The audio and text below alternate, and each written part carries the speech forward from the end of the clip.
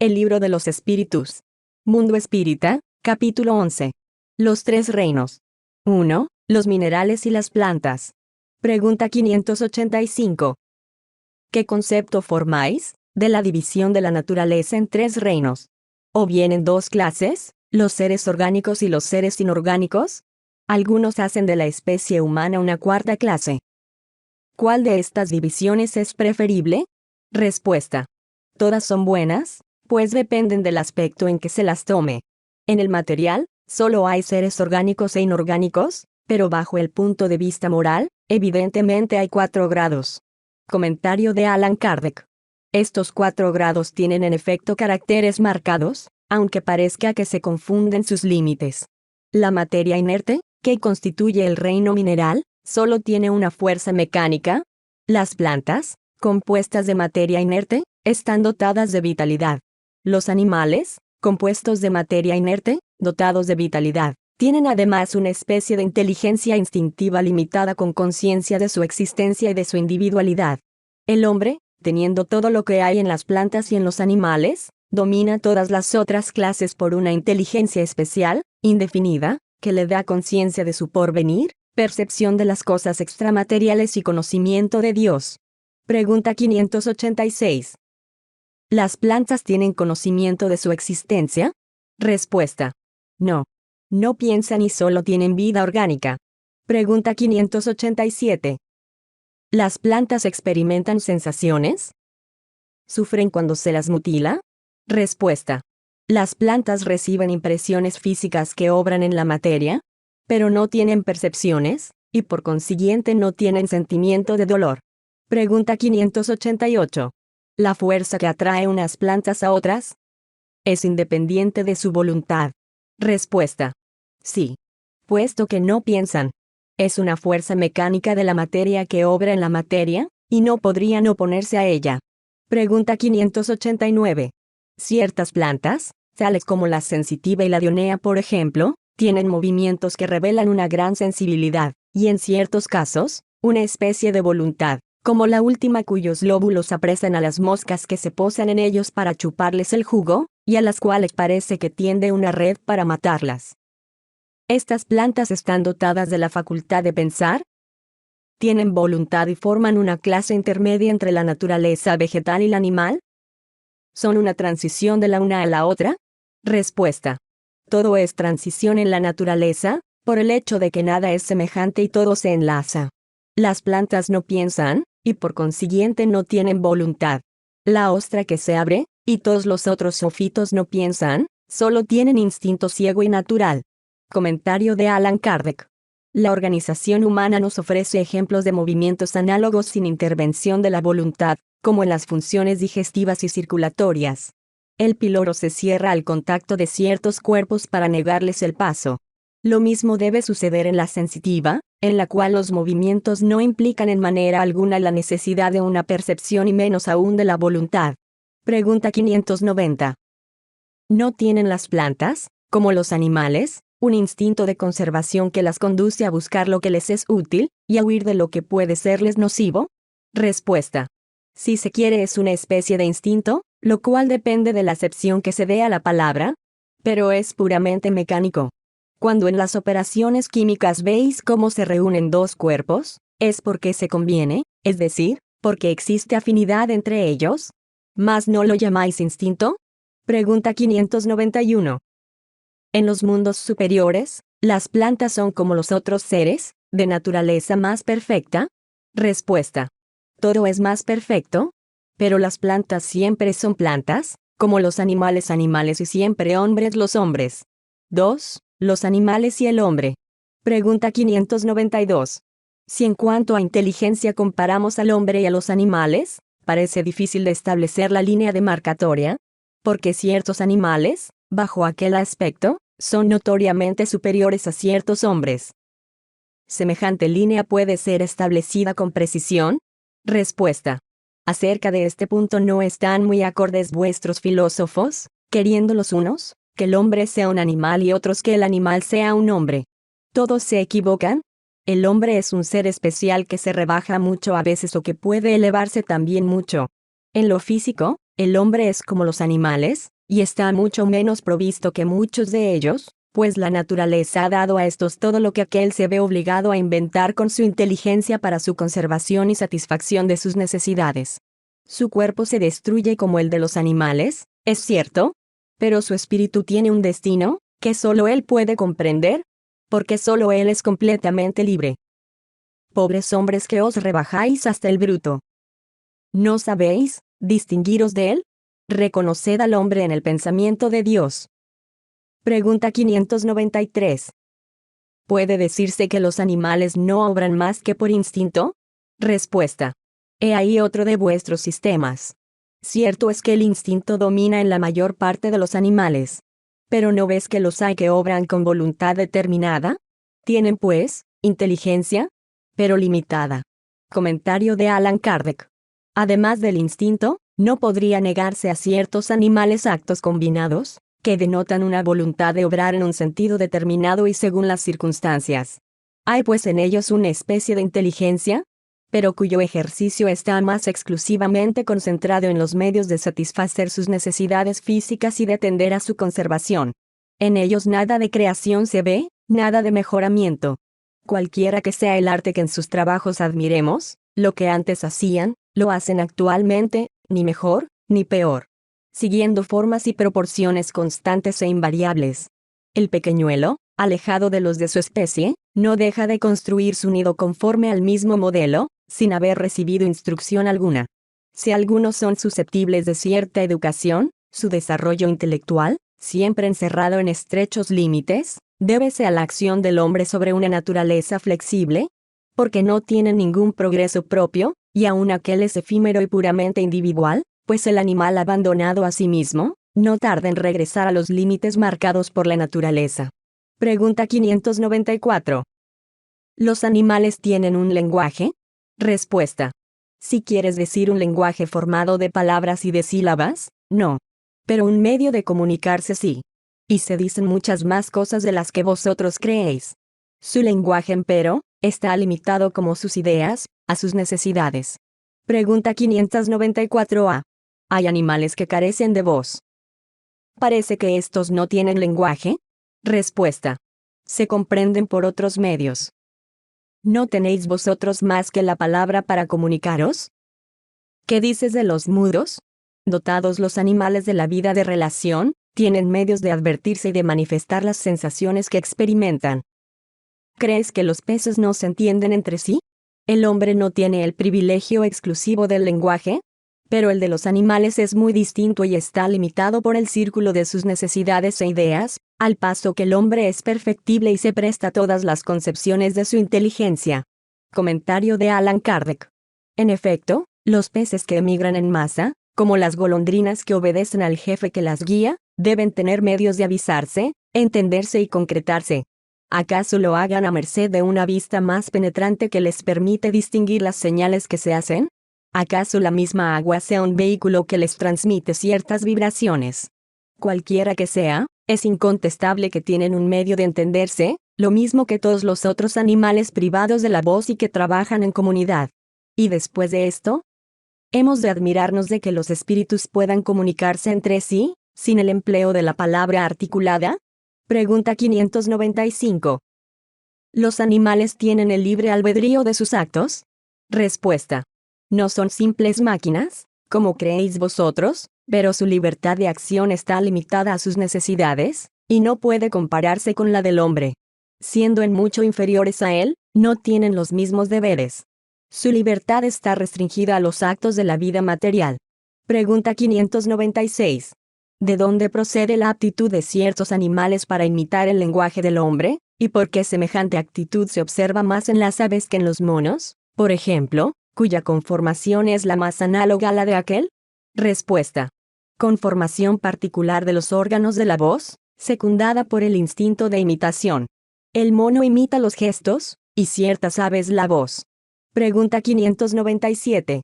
Puesto que los animales tienen una inteligencia que les da cierta libertad de acción, ¿existe en ellos un principio independiente de la materia? Respuesta. Sí. Y sobrevive al cuerpo. Pregunta 597a. ¿este principio es un alma semejante a la del hombre? Respuesta. Si así lo queréis, también es un alma, esto depende del sentido que se dé a esta palabra, pero es inferior a la del hombre. Del alma de los animales a la del hombre, va tanta diferencia como del alma humana a Dios. Pregunta 598. ¿El alma de los animales conserva después de la muerte su individualidad y conciencia de sí misma? Respuesta. Su individualidad, sí, pero no la conciencia de su yo. La vida inteligente permanece en estado latente. Pregunta 599. ¿El alma de las bestias tiene elección para encarnarse con preferencia en un animal que en otro? Respuesta. No. Pues no tiene libre albedrío. Pregunta 600. Sobreviviendo al cuerpo el alma del animal, ¿está después de la muerte en un estado errante, como la del hombre? Respuesta. Es una especie de erraticidad.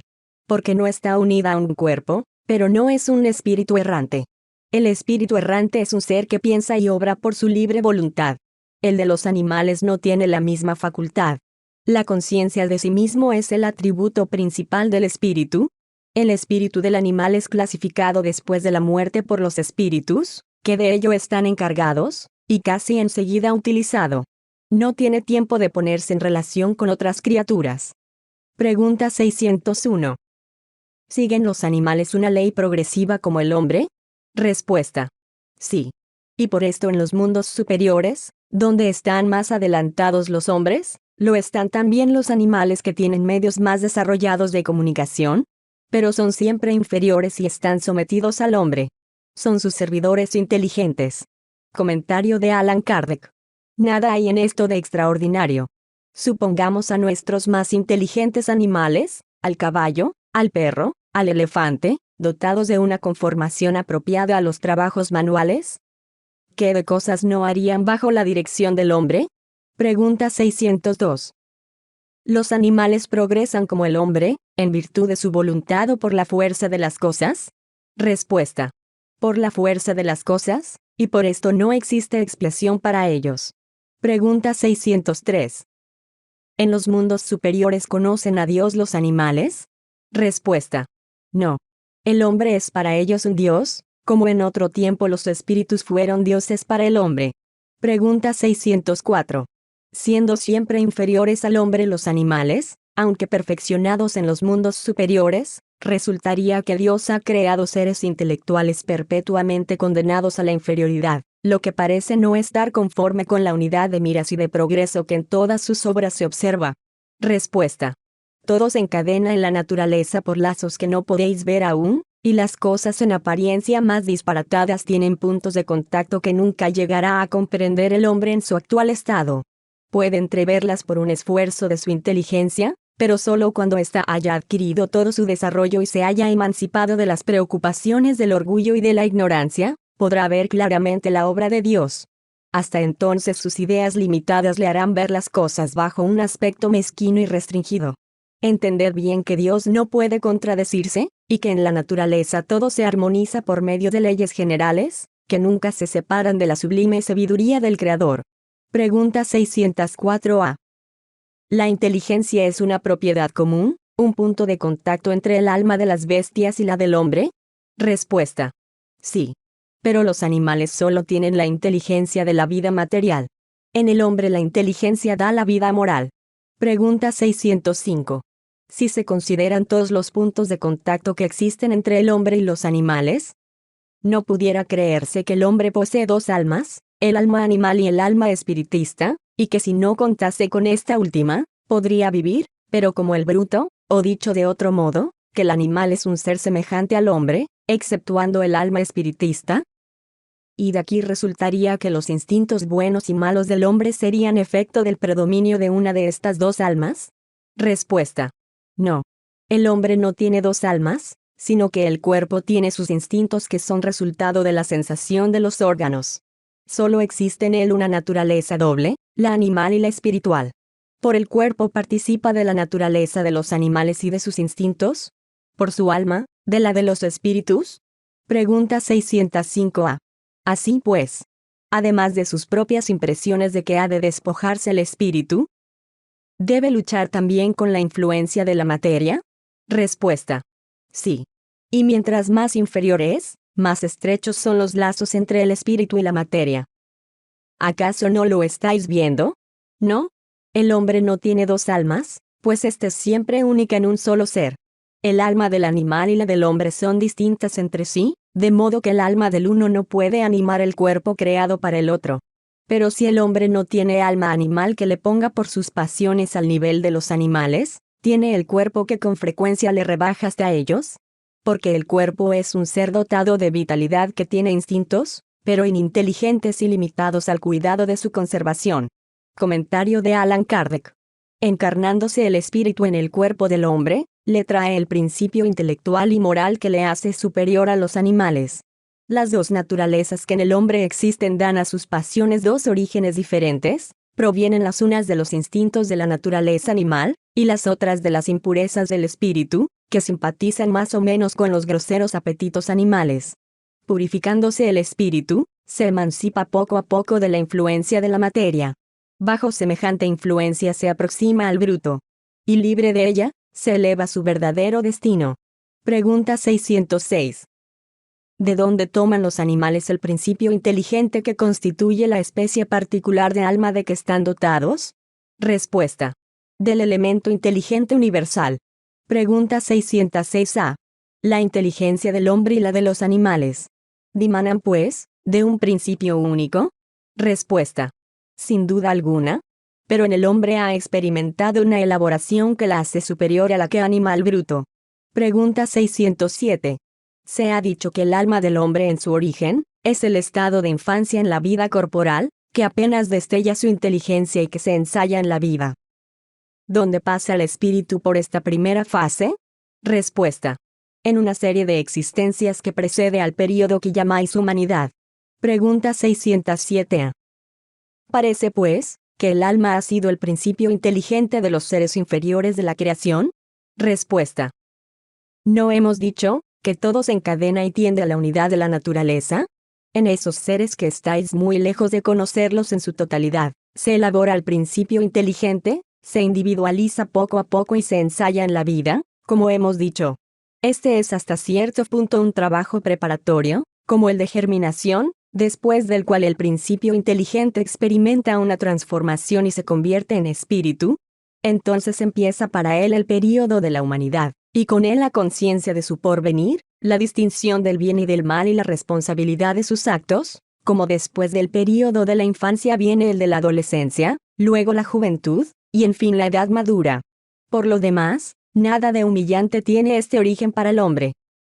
¿Se creerían humillados los grandes genios por haber sido fetos informes en el seno de su madre? Si algo debe humillarle, es su inferioridad ante Dios, y su impotencia para sondear la profundidad de sus designios y la sabiduría de las leyes que arreglan la armonía del universo. En esa admirable armonía que hace que todo sea solidario en la naturaleza, reconoced la grandeza de Dios. Creer que Él haya podido hacer algo sin objeto y crear seres inteligentes sin porvenir, sería blasfemar de su bondad, que se extiende a todas sus criaturas. Pregunta 607b. ¿Ese período de la humanidad empieza en nuestra Tierra? Respuesta. La Tierra no es el punto de partida de la primera encarnación humana.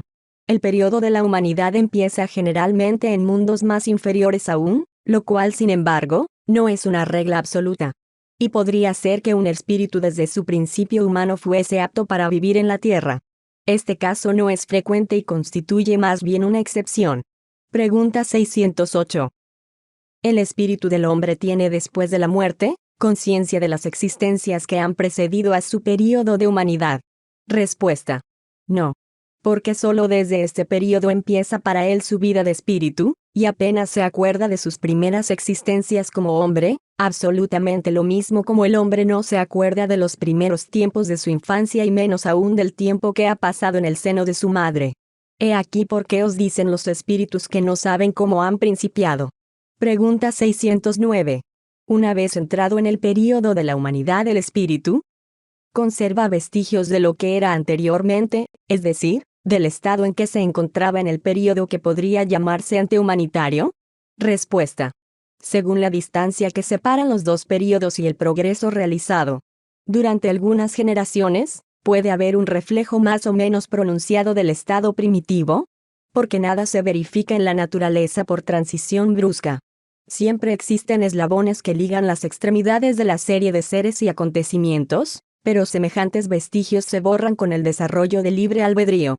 Los primeros progresos se realizan lentamente, porque no están aún secundados por la voluntad, y siguen una progresión más rápida a medida que el espíritu adquiere más perfecta conciencia de sí mismo. Pregunta 610. ¿Se han engañado los espíritus que han dicho que el hombre es un ser excepcional en el orden de la creación? Respuesta. No. Pero la cuestión no había sido desenvuelta, y hay por otra parte, cosas que solo a su tiempo deben llegar. El hombre es en efecto un ser excepcional. Porque tiene facultades que le distinguen de todos los otros y tiene otro destino. La especie humana es la que Dios ha elegido para la encarnación de los seres que pueden comprenderle. 3. Metempsicosis. Pregunta 611. La comunidad de origen, en el principio inteligente de los seres vivos, ¿no significa la consagración de la doctrina de la metempsicosis? Respuesta. Dos cosas pueden tener un mismo origen y no asemejarse en modo alguno más tarde. ¿Quién reconocería el árbol, con sus hojas, flores y frutos, en el germen amorfo contenido en la semilla de donde él salió? Tan pronto como el principio inteligente alcanza el grado necesario para ser espíritu y entrar en el período de humanidad, deja de tener relación con su primitivo estado. Y solo es respecto del alma de los animales, lo que el árbol respecto de la simiente. En el hombre solo queda animal el cuerpo, así como las pasiones que nacen de la influencia de este y el instinto de conservación inherente a la materia. No se puede aseverar que ese hombre sea la encarnación del espíritu de determinado animal, y por tanto la metempsicosis, tal como se la entiende, no es exacta. Pregunta 612. ¿El espíritu que animó el cuerpo de un hombre podría reencarnar en el de un animal? Respuesta. Esto sería retrogradar, y el espíritu no retrocede. El río no se remonta hacia su fuente. Pregunta 613. Por muy errónea que sea la idea en que se basa la metempsicosis, ¿no será el resultado del sentimiento intuitivo de las diversas existencias del hombre? Respuesta. Ese sentimiento intuitivo se encuentra en tal creencia como en otras muchas. Pero como sucede con la mayor parte de ideas intuitivas, el hombre lo ha desnaturalizado. Comentario de Allan Kardec. La metempsicosis sería verdadera si se entendiese con esa palabra la progresión del alma de un estado inferior a uno superior, en el que adquiriría desarrollos que transformaran su naturaleza. Pero dicha doctrina es falsa si se la interpreta como transmigración directa del animal al hombre, y viceversa, lo cual implica la idea de una retrogradación o fusión. Ahora bien, como quiera que tal fusión no puede tener lugar entre los seres corporales de una y otra especie, ello indica que se encuentran en grados no asimilables y que lo propio debe ocurrir con los espíritus que los animan. Si un mismo espíritu pudiera animarlos alternativamente, se seguiría de esto una identidad de naturalezas que se traduciría en la posibilidad de su reproducción material. La reencarnación que enseñan los espíritus se funda, por el contrario, en la marcha ascendente de la naturaleza y en la progresión del hombre dentro de su propia especie, lo que no le quita nada de su dignidad. En cambio, lo que sí lo rebaja es el mal uso de las facultades que Dios le ha concedido para su adelanto. Sea como fuere, la antigüedad y universalidad de la doctrina de la metempsicosis, así como los hombres prominentes que la han profesado, prueban que el principio de la reencarnación tiene sus raíces en la naturaleza misma. Estos son argumentos en su favor más bien que contrarios. El punto de partida del espíritu es una de las cuestiones que se relacionan con el principio de las cosas y que están en el secreto de Dios. No es dado al hombre conocerlas de una manera absoluta. Y a este respecto solo pueden hacerse conjeturas, elaborar hipótesis más o menos probables. Los espíritus mismos se hallan lejos de conocerlo todo. Y acerca de lo que no saben pueden ellos también sustentar opiniones personales más o menos sensatas. Así, por ejemplo, no todos piensan lo mismo sobre las relaciones que existen entre el hombre y los animales. Según algunos, el espíritu solo llega al período humano después de haberse elaborado e individualizado en los diversos grados de los seres inferiores de la creación. En la opinión de otros, el espíritu del hombre habría pertenecido siempre a la raza humana, sin pasar por la serie animal. La primera de esas concepciones presenta la ventaja de otorgar un objetivo al porvenir de los irracionales, lo que integrarían de ese modo los primeros eslabones de la cadena de los seres pensantes. La segunda está más conforme a la dignidad del hombre y puede compendiarse como sigue: las distintas especies de animales no proceden intelectualmente unas de otras por vía de progresión. Así, el espíritu de la ostra no se torna sucesivamente en el del pez, del pájaro, del cuadrúpedo y del cuadrumano. Cada especie es un tipo absoluto, física y moralmente, y cada ejemplar de las diferentes especies toma de la fuente universal la cantidad de principio inteligente que le es necesaria, según el grado de perfección de sus órganos y la labor que debe realizar dentro de los fenómenos de la naturaleza. A su muerte, devuelve esa parcela de principio inteligente a la masa. Los de los mundos más evolucionados que el nuestro pertenecen asimismo a razas distintas, apropiadas a las necesidades de tales mundos y al grado de desarrollo de los hombres, de quienes esos animales son los auxiliares, pero sin provenir en modo alguno de los de la tierra, espiritualmente hablando. No acontece lo mismo con el hombre. Desde el punto de vista físico, salta a la vista que integra un eslabón de la cadena de los seres vivos, pero en el aspecto moral, entre el animal y el hombre hay solución de continuidad. El hombre posee como propia el alma o espíritu, chispa divina que le confiere el sentido moral y un alcance intelectual del que carecen los animales. Es en él el ser principal, preexistente y sobreviviente al cuerpo, y que conserva su individualidad. Ahora bien, ¿cuál es el origen del espíritu? ¿Cuál su punto de partida? ¿Se forma del principio inteligente individualizado? He ahí un enigma que sería inútil intentar develar y sobre el cual, como hemos dicho, no se puede sino elaborar hipótesis. Lo que es constante y que resalta a la vez del razonamiento y de la experiencia es la supervivencia del espíritu, la conservación de su individualidad después de la muerte, su facultad progresiva, su estado feliz o desdichado, proporcional a su adelanto en el camino del bien, y todas las verdades morales, que son consecuencias de este principio. En cuanto a las relaciones misteriosas que existen entre el hombre y los animales, volvemos a repetir que son un secreto de Dios, como muchas otras cosas cuyo conocimiento actual no importa a nuestro progreso, y sobre las cuales sería inútil insistir. Nota: no debemos perdernos en falsos escrúpulos, con palabras como irracionales, indignidad, bestialidad, etc., son formas de expresarse habituales que se tenían en la época de Kardec. Lo realmente serio e importante es el fondo de la cuestión, pues encierra una nueva concepción, más digna y justa en todos los sentidos, sobre la naturaleza del ser humano, así como de su parentesco con los animales.